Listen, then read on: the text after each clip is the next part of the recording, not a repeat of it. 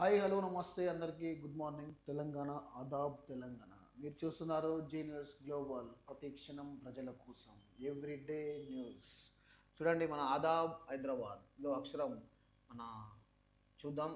ఇంటెలిజెన్స్లో BRS పోలీసుల ఏకంగా CM నివాసం పరిధిలోని వారి నిధులు, సీఎం రూట్లలోని ట్రాఫిక్ ఏసీపీలు సైతం వాళ్ళేనా? అనేక సబ్ డివిజన్లో బీఆర్ఎస్ నాయకులు డీఎస్పీలే. పోలీసుల శాఖలో ఉన్నతాధికారులు నిర్లక్ష్యంతోనే తప్పిదాలు. ఈవీఎం నిర్ణయాలంటూ కాంగ్రెస్ నేతల ఆగ్రహం. సీఎం తెలియకుండా మేనేజ్ చేస్తున్నది ఎవరు? సీఎం సెక్యూరిటీ భాగంలోనూ మాజీ సీఎం దగ్గర పనిచేస్తున్న వారేనా?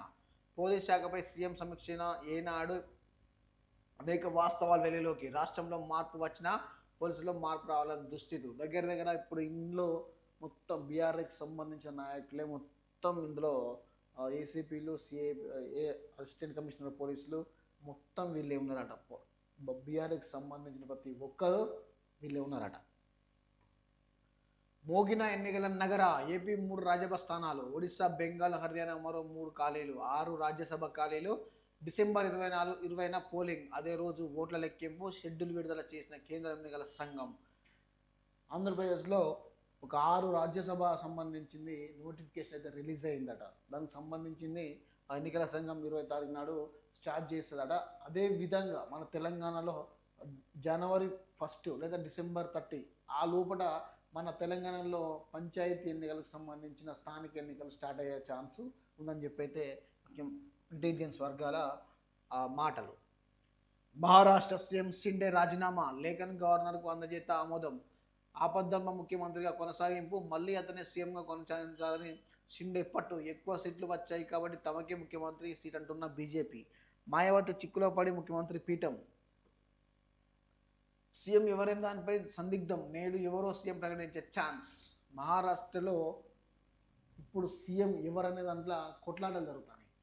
ఏక్నాథ్ షిండే అని అవుతాడా, లేదంటే వీళ్ళకు ఆపద్ధర్మ సీఎం అయితే ప్రజెంట్ అయితే నియమించారు. ఎవరు ఉన్నారంటే ఆపద్ధర్మ సీఎం కింద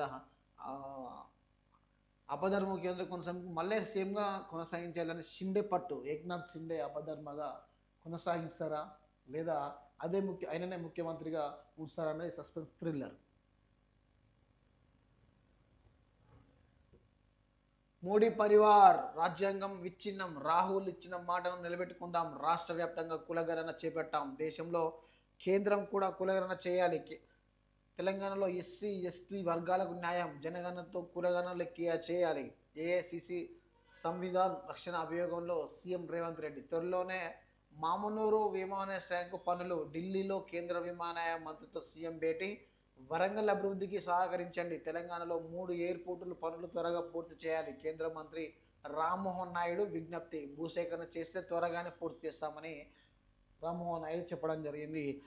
దగ్గర మన వరంగల్లో ఎయిర్పోర్ట్ పడితే ఈ చుట్టుపక్కల ఉన్న ప్రాంతాల వరకు హైదరాబాద్ పోవాల్సిన అవసరం లేకుండా ఉంటుంది. ఎందుకంటే ఇప్పుడు మనం ఎక్కువ వేరే దేశాలకు, వేరే రాష్ట్రాలకు వెళ్ళాలి అంటే హైదరాబాద్ పోయి మనకు విమానం ఎక్కే పరిస్థితి వస్తుంది. అదే దగ్గర వరంగల్లో ఉందనుకో, వరంగల్లో దగ్గర ఎక్కించి మనకు టికెట్ తీసుకొని డైరెక్ట్ వెళ్ళిపోయే పరిస్థితులు ఉంటాయి. అట్నే విమానాశ్రయంతో పాటు ఈ మన భూపాలపల్లి, తిరువంచ ఈ రూట్లో ఒకటి మనకు ఒక రైలు వేసే ప్రయత్నం చేసే మాత్రం చాలా వరకు ఇంకా పబ్లిక్ ఒత్తిడి తగ్గుతుంది. వికటించిన మధ్యాహ్న భోజనం. నారాయణపేట జిల్లా మాగనూరు స్కూల్లో మరోసారి వికటించిన మధ్యాహ్న భోజనం. 21 మంది విద్యార్థుల అస్వస్థత.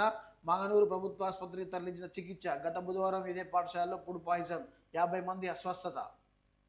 చూడు, హాస్టల్లో ఒకప్పుడు దొడ్డు బియ్యం పెట్టినప్పుడు కూడా ఇట్లాంటి అస్వస్థతలు జరగలేదు.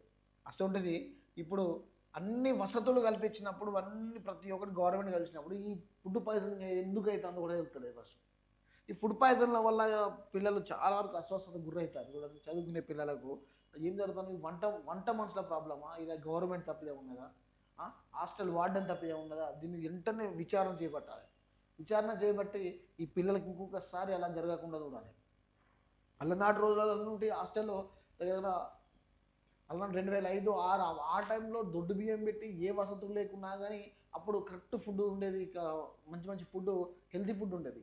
ఇప్పుడు తరం మారుతా అంటే, టెక్నాలజీ జరుగుతా అంటే ఇంకా కూడా ఫుడ్ పాయిజనింగ్లు ఇదేందో కూడా తెలుస్తలేదు. అసలు పరిస్థితులు మన తెలంగాణ మూవ్ అవుతాయి. కరప్షన్ కింగ్గా మారిన బొల్లారం మున్సిపల్ కమిషనర్, అవినీతి ప్రోత్సహిస్తూ అవినీతి నిరోధక శాఖ అధికారుల సవాల్గా మారిన ఆఫీసర్, అక్రమ నిర్మాణాల ధ్యేయంగా పనిచేస్తున్న బొల్లారం మున్సిపల్ కమిషనర్ మంగ తయారు. ప్రభుత్వ ఖజానాను పంగనామం పెట్టి దొడ్డిదారి పెంచుకుంటున్న వైనం. సర్వే నెంబర్ 75లో అనుమతులు లేకుండా అక్రమ నిర్మాణాలు నిర్వహిస్తున్న అక్రమార్కులు గతంలో దొంగ పత్రాలను తెలిపి సిడిఎంఏ కార్యాలయానికి అక్రమంగా పొందిన ఇంటి నెంబర్లు రద్దు చేయాలంటూ లేఖ రాశారు.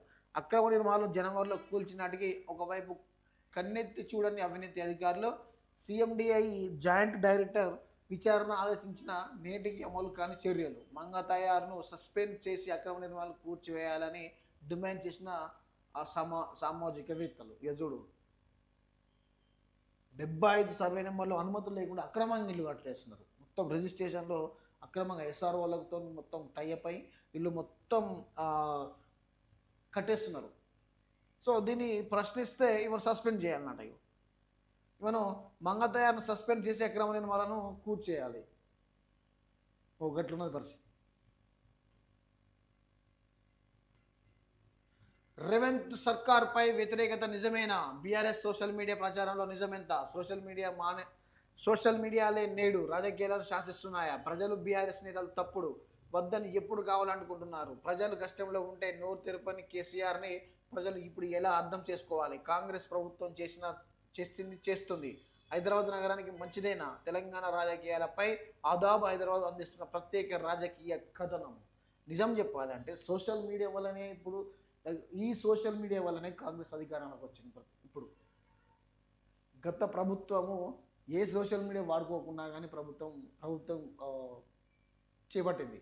కానీ ఇప్పుడున్న కాంగ్రెస్ ప్రజెంట్ సోషల్ మీడియాని ఎక్కువ వాడుకొని ప్రభుత్వంలోకి వచ్చింది. కానీ అదే సోషల్ మీడియాలో మళ్ళీ తిరగబడే పరిస్థితికి వచ్చింది.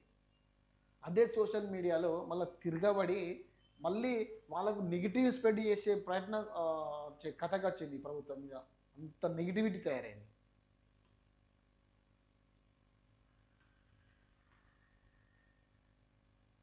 రాజ్యాంగం పవిత్ర గ్రంథం, మహిళా రిజర్వేషన్తో కొత్త శకం. రాజ్యాంగం వల్లే సామాజిక న్యాయం, దేశం అభివృద్ధి సాధ్యమైంది. ఘనంగా 75వ రాజ్యాంగ దినోత్సవ వేడుకలు పాత పార్లమెంట్ సెంట్రల్ హాల్లో సెలబ్రేషన్స్. ఉభయ సభలను ఉద్దేశించి ప్రసంగించిన రాష్ట్రపతి ద్రౌపది ముర్ము 75 వసంతులు గుర్తుగా స్మారక పోస్టల్ స్టాంప్ విడుదల. ఇది 75 వసంతాలు పూర్తి చేసుకున్న సందర్భంగా మన రాజ్యాంగానికి ఒక పోస్టల్ స్టాంపు విడుదల చేసిరట. నిజంగా భారత రాజ్యాంగాన్ని రాయకపోతే ఇప్పుడున్న పరిస్థితుల్లో బతుకుడు అనేది చాలా కష్టంగా మారిపోయేది. ఎందుకు అంటే రాజ్యాంగం దగ్గర ఉన్నోడిని లేనోడిని గరీబుని సంబంధించిన సమాన న్యాయం కల్పించింది. ప్రతి ఒక్కరికి సమాన న్యాయం. నిజంగా బాబాసాహెబ్ అంబేద్కర్కు దేవుడు అనుకోవాలి ఫస్ట్ ఆఫ్ ఆల్. సో ఇప్పుడున్న సిచ్యువేషన్లో రాజ్యాంగం ప్రతి ఒక్కరికి జీవించే హక్కు, ప్రతి ఒక్కరికి స్వేచ్ఛగా జీవించే హక్కు అయితే కల్పించింది. ప్రతి ఒక్కటి పొందుపరిచింది అందులో. అందుకే మానవుడు ఇప్పుడు స్వేచ్ఛగా తిరుగుతాడు అంటే మన రాజ్యాంగమే చాలా దోహదపడుతుంది. ఓకే, ఆదాబ్ హైదరాబాద్లో మన యొక్క న్యూస్ అయితే చూసినాం. ఈరోజు మన జయశంకర్